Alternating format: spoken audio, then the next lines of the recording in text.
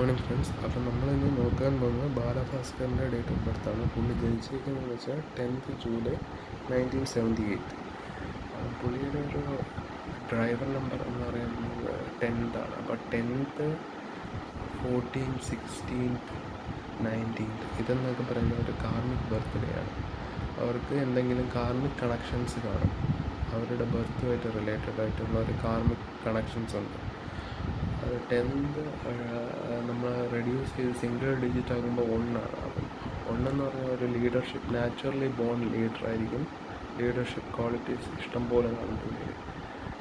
അതുപോലെ തന്നെ പുള്ളിയുടെ ഡേറ്റ് ഓഫ് ബർത്തിൻ്റെ ടോട്ടൽ ആഡ് ചെയ്ത് സിംഗിൾ ആകുമ്പോഴത്തേക്ക് 6 നമ്പറാണ് കിട്ടുന്നത്. 6 എന്ന് പറഞ്ഞാൽ വീനസിൻ്റെ നമ്പറാണ്. ലക്ഷറി, കിങ്ലി ലൈഫ്, അതായത് രാജകീയമായിട്ടുള്ള ജീവിതം, ഫൈനാൻഷ്യലി ഒന്നും വലിയ വിഷയങ്ങൾ വരാത്തൊരു ജീവിതം. പിന്നെ ഇഷ്ടംപോലെ സോഴ്സസ് ഓഫ് ഇൻകം, അതായത് നമുക്ക് ഇഷ്ടംപോലെ കാശിനൊരു ബുദ്ധിമുട്ട് വരില്ല, അങ്ങനത്തെ ഒരു ലൈഫാണ്. അതുപോലെ തന്നെ റിലേഷൻഷിപ്പും ഇഷ്ടംപോലെ വരുന്ന ഒരു നമ്പറാണ് ലൈഫ് പാത്ത് നമ്പർ 6 എന്ന് പറയുന്നത്. നമ്മുടെ ലൈഫിനെ പൂർണ്ണമായിട്ടും ഗവേൺ ചെയ്യുന്നത് ആ ഒരു 6 നമ്പറാണ്. 6 നമ്പർ എന്ന് പറഞ്ഞാൽ ഒരു ചാമിൻ്റെ നമ്പറാണ്. എന്ന് വെച്ചാൽ ഒരു മാഗ്നറ്റിക് അട്രാക്ഷൻ, മാഗ്നറ്റിക് ഓറയൊക്കെ കൊണ്ടുവരുന്ന ഒരു നമ്പറും കൂടിയാണ് 6. അപ്പോൾ ആ വ്യക്തിയുടെ ജീവിതത്തിലെ ഏജ് അനുസരിച്ച് കയറും തോറും ആ വ്യക്തി ഭയങ്കര ബ്യൂട്ടിഫുൾ ആയിട്ട് തോന്നും. അങ്ങനത്തെ ഒരു നമ്പറാണ് 6 നമ്പർ എന്ന് പറയുന്നത്. ഹൈലി അനലിറ്റിക്കലായിട്ടുള്ള ഒരു നമ്പറും കൂടിയാണ് 6 നമ്പർ. അവർക്ക് ആൾക്കാരെ എളുപ്പം അനലൈസ് ചെയ്യാനുള്ള ഒരു കഴിവുണ്ട്. 6 നമ്പറിൻ്റെ ഡ്രോബാക്ക് എന്ന് പറയുന്നത് അവരിഷ്ടംപോലെ എനിമീസിനെ ഉണ്ടാക്കിയിരിക്കും. അവരുടെ ഈ സ്പീച്ച് കാരണവും അവരുടെ ഒരു ആക്ഷൻസ് കാരണവും അവർ ഇഷ്ടംപോലെ എനിമീസ് വരാനുള്ള ചാൻസസ് കൂടുതലാണ്. പിന്നെ ഇഷ്ടംപോലെ ബ്ലെയിം കേൾക്കാനുള്ള യോഗമുള്ള നമ്പറാണ് 6 നമ്പർ എന്ന് പറയുന്നത്. അത് ക്ലോസ്ഡ് ഫ്രണ്ട് സർക്കിൾസിൽ, റിലേറ്റീവ്സിൽ, നെയ്ബേഴ്സിലൊക്കെ ആണെങ്കിലും ആ വ്യക്തിക്ക് ഇഷ്ടംപോലെ ബ്ലെയിം കേൾക്കാനും ഗോസിപ്പ് പഠിക്കാനും പിന്നെ അങ്ങനെയൊക്കെയുള്ള കുറേ ക്യാരക്ടേഴ്സ്. അതാണ് 6 നമ്പറിൻ്റെ പ്രത്യേകത. ഇനി നമുക്ക് നാഡി ആസ്ട്രോളജിയിൽ വരുമ്പോൾ ജീവനെ സൂചിപ്പിക്കുന്ന ഗ്രഹം അത് വ്യാഴമാണ്. അത് ഈ ഒരു ബർത്ത് ഡേറ്റിൽ നോക്കണമെങ്കിൽ സൂര്യനുമായിട്ട് യോഗം ചെയ്ത് കർക്കിടക രാശി ഉച്ചരാശിയിൽ നോക്കുന്നു. അപ്പം ഇങ്ങനെ ഒരു വ്യക്തി എന്ന് പറഞ്ഞാൽ ജീവാത്മ പരമാത്മ യോഗം. ആ വ്യക്തിയുടെ പൂർവ്വ പുണ്യ സുഹൃതം കൊണ്ടാണ് അങ്ങനെ ഒരു കോമ്പിനേഷൻ അവർക്ക് കിട്ടിയത്. പുള്ളി ഒരു ഇൻഫ്ലുവൻഷ്യൽ ആയിരിക്കും, ഇൻസ്പയറിങ് ആയിരിക്കും. അതുപോലെ ഫാദറിനെ ഏറ്റവും കൂടുതൽ റെസ്പെക്റ്റ് ചെയ്യുന്ന വ്യക്തിയായിരിക്കും. അതുകൊണ്ട് തന്നെ അവർക്ക് ലക്ക് ഇഷ്ടംപോലെ ലൈഫിൽ വരും. എന്ന് വെച്ചാൽ ജനിച്ച സമയത്തു നിന്നും വളർന്നൊരു സ്റ്റേജ് എത്തുമ്പോഴത്തേക്കും നല്ല രീതിയിൽ വളർച്ച ഉണ്ടായിരിക്കും. അങ്ങനത്തെ ഒരു കോമ്പിനേഷനാണ്. പക്ഷേ ഈ വ്യക്തി ഭയങ്കര ഇമോഷണലി ആയിരിക്കും. കാരണം 4ാം ഭാവത്തിലാണ്, കർക്കിടക രാശിയിലും കൂടെയാണ്. അതുകൊണ്ട് തന്നെ ഈ വ്യക്തിക്ക് ഏറ്റവും കൂടുതൽ ചതി അനുഭവിക്കാനുള്ള യോഗമുണ്ട്. എന്ന് വെച്ചാൽ ഈ വ്യക്തിയുടെ അടുത്ത് ഏറ്റവും കൂടുതൽ ഡേറ്റ് ഓഫ് ബർത്തിൽ മൾട്ടിപ്പിൾ 7 വന്ന അങ്ങനെ ഒരു വിഷയമുണ്ട്. ചീറ്റിംഗ് ഇൻ പാർട്ട്ണർഷിപ്പ്, റിലേഷൻഷിപ്പ്, അങ്ങനെ ഒരു കോമ്പിനേഷനാണ്. വേറൊരു കാര്യം എന്ന് വെച്ചാൽ ജീവൻ്റെ 2ാം ഭാവം എന്ന് പറയുന്നത് ധനസ്ഥാനവും. അവിടെ ശുക്രനും ബുധനും ശനിയും യോഗം ചെയ്തേക്കും. എന്ന് വെച്ചാൽ ഇതൊരു ബിസിനസ് മൈൻഡഡ് ഫാമിലി ആയിരിക്കും. അതായത് ഈ പുള്ളിയുടെ ഫാമിലി, പുള്ളി ഫോം ചെയ്യുന്ന ഫാമിലി, ബാലഭാസ്കർ എന്ന് പറയുന്ന ആ വ്യക്തിയുടെ ഫാമിലി, കല്യാണം കഴിഞ്ഞുള്ള ഫാമിലിയാണ് ഞാൻ ഉദ്ദേശിച്ചത്. അതൊരു ബിസിനസ് മൈൻഡഡ് ഫാമിലി. പക്ഷേ ആ ഫാമിലിയിൽ സമൂഹം ഇൻവോൾവ് ആയിരിക്കും, കരിയറിലുള്ള ആൾക്കാർ ഇൻവോൾവ് ആയിരിക്കും, നെയ്ബേഴ്സ് ഇൻവോൾവ് ആയിരിക്കും, എനിമീസ് ഇൻവോൾവ് ആയിരിക്കും, വൈഫ്. ഇത്രയും യോഗം ചെയ്ത് നിൽക്കുന്നതുകൊണ്ടാണ് ഞാൻ ആ ഒരു കോമ്പിനേഷൻ പറഞ്ഞത്. അതായത് ശനി എന്ന് പറയുന്ന 10ാം ഭാവാധിപൻ കരിയറിൻ്റെ കാരകത്വം, ലാഭത്തിൻ്റെ കാരകത്വം. അതുപോലെ തന്നെ ശുക്രൻ എന്ന് പറയുന്നത് നമ്മുടെ സ്പീച്ച്, ഫാമിലി, ഫുഡ്, പാർട്ട്ണർഷിപ്പ്, ഇതിൻ്റെയും കാരകത്വം. ബുധനെന്ന് പറയുന്നത് നമ്മുടെ സിബ്ലിങ്സ്, അതായത് നമ്മുടെ സഹോദരങ്ങൾ, അയൽവാസികൾ, സ്പീച്ച്, കമ്മ്യൂണിക്കേഷൻ, മധുരമുള്ള സ്പീച്ചായിരിക്കും ആ വ്യക്തിയുടെ ഒരു കോമ്പിനേഷൻ എന്ന് പറയുന്നത്. പിന്നെ ബുധനെന്ന് പറയുന്നത് രോഗം, ഋണം, ശത്രു, കാലപുരുഷൻ്റെ 6ാം ഭാവമായതുകൊണ്ട് തന്നെ ഇതെല്ലാം ഈ പുള്ളിയുടെ ഫാമിലിയിൽ ഇൻവോൾവ് ആയിരിക്കും. അത് 100% ഷുവറാണ്. അത് 5ാം ഭാവവും കൂടെ ആയതുകൊണ്ട് തന്നെ, അത് ചിങ്ങം രാശി ആയതുകൊണ്ട് തന്നെ അതൊരു റോയൽ സൈനാണ്. ഇവരെല്ലാവരും ഭയങ്കര പവർഫുള്ളായിരിക്കും, connected to government in some way or other.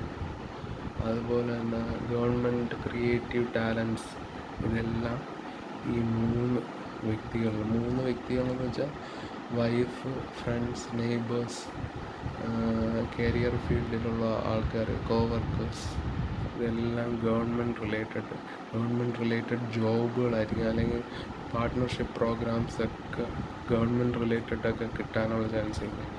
Creative സ്കിൽസാണ് 5th house, പൂർവ്വപുണ്യ സ്ഥാനമാണ്. കാലപുരുഷൻ്റെ 5ാം ഭാവം എന്ന് പറയുന്നത് അങ്ങനെയാണ്.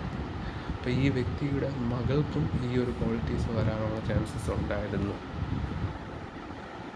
പിന്നെ ജീവൻ്റെ 3ാമത്തെ രാശിയിലാണ്, അതായത് 3ാമത്തെ രാശിയിൽ ചന്ദ്രനും കേതുവും ചൊവ്വയും കൂടെ യോഗം ചെയ്ത് കന്നി രാശിയിലാണ് നിൽക്കുന്നത്. അപ്പം ഈ വ്യക്തി ഭയങ്കര എക്സ്ട്രീമിസ്റ്റ് സ്വഭാവമുള്ള ആൾക്കാരായിരിക്കും. In a way, we can say the person is mentally disturbed, anxious ആയിരിക്കും, ഡിപ്രസ്ഡ് ആയിരിക്കും, ഡിറ്റാച്ച്മെൻറ്റ് ഫീൽ ചെയ്യുന്ന ഒരു വ്യക്തിയായിരിക്കും. ഇപ്പം ഫ്രണ്ട് സർക്കിളിലൊക്കെ ആണെങ്കിൽ പെട്ടെന്നായിരിക്കും ഡിറ്റാച്ച്മെൻറ്റ് വരും. ഭയങ്കര ആങ്കർ ആയിരിക്കും, എക്സ്ട്രീം ആങ്കേഴ്സ് ആയിരിക്കും ഈ വ്യക്തിക്ക്. കാരണം മനസ്സിനെ ബാധിക്കുന്ന 2 ഗ്രഹങ്ങളെന്ന് പറയുമ്പോൾ, ഒന്ന് ഇവിടെ കുജൻ, അതായത് ചൊവ്വാഗ്രഹവും കേതു, അൺഎക്സ്പെക്റ്റഡ് മിസ്റ്റീരിയസ് ആയിട്ടുള്ള ഇത് രണ്ടും കൂടെ അയാളെ ബാധിക്കുന്നതുകൊണ്ട് തന്നെ മൈൻഡ് എപ്പോഴും ഇറിറ്റബിൾ ആയിരിക്കും, ആങ്ഷ്യസ് ആയിരിക്കും, ഡിപ്രസ്ഡ് ആയിരിക്കും.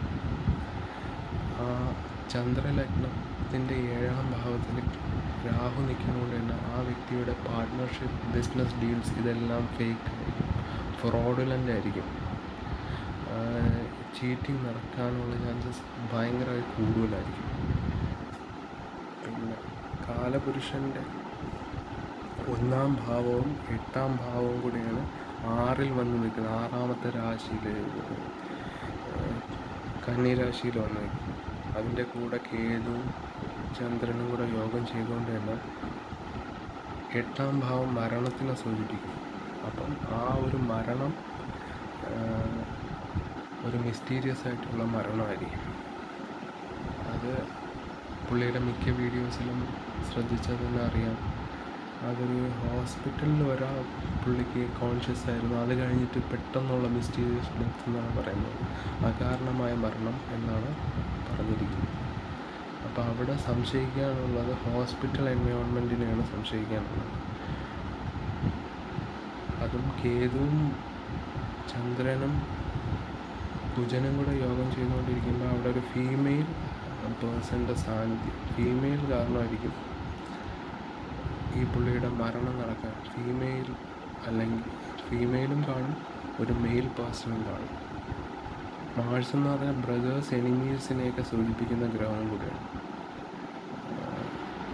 മെയിൽ ഫ്രണ്ട്സ് എല്ലാം വരും. അപ്പോൾ ഈ ഒരു കോമ്പിനേഷൻ ഹോസ്പിറ്റൽ എൻവയോൺമെൻറ്റിൽ നടന്നുകൊണ്ട് തന്നെ അവിടെ ഒരു മിസ്റ്റീരിയസ് ആയിട്ടൊരു സർക്കംസ്റ്റാൻസ് ക്രിയേറ്റ് ചെയ്തിട്ടുണ്ട്, അത് ഉറപ്പാണ്. പക്ഷേ എങ്ങനെ പോയാലും എൻഡ് റിസൾട്ട് എന്ന് പറയുന്നത് ഈ കേസ് സോൾവ് ആയിരിക്കും. കാരണം ഈ 6ാം ഭാവത്തിൽ ഇങ്ങനെയൊക്കെ നടന്നാലും 6ാം ഭാവത്തിൻ്റെ അധിപനായിട്ടുള്ള ഗ്രഹം എന്ന് പറയുന്നത് ബുധനാണ്. അത് ഈ പാപകത്രി യോഗം എന്ന് പറയുന്നത് ആസ്ട്രോളജിയിലൊരു യോഗമുണ്ട്. അതെന്ന് വെച്ചാൽ അതിൻ്റെ ആ ഗ്രഹം നിൽക്കുന്നതിൻ്റെ 2 സൈഡിലും ക്രൂരഗ്രഹങ്ങൾ നിന്ന് പ്രഷർ ഭയങ്കരമായിരിക്കും. ഈ ബുധൻ നിൽക്കുന്ന 5ാം ഭാവം എന്ന് പറയുന്നത് ചിങ്ങൻ രാശിയാണ്, അതൊരു റോയൽ സൈനാണ്.